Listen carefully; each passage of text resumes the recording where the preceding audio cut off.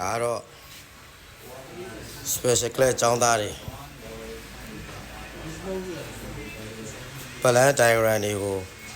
ကိုယ်တိုင်ဆွဲပြီးတော့လေ့လာနေကြတာဖြစ်ပါတယ်မလေ့လာလို့လည်းမရဘူးလေ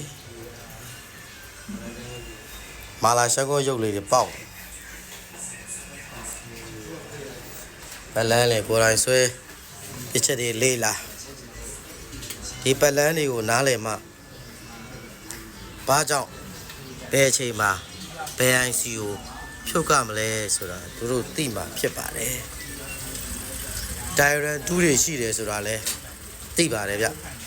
အခြေခံပိုင်အောင်လို့သူတို့ကိုအခြေခံကြကြသင်ကြားပေးနေတာဖြစ်ပါတယ်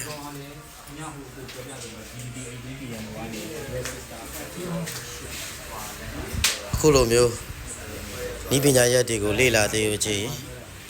399420 321ကိုဆက်သွယ်ပြီး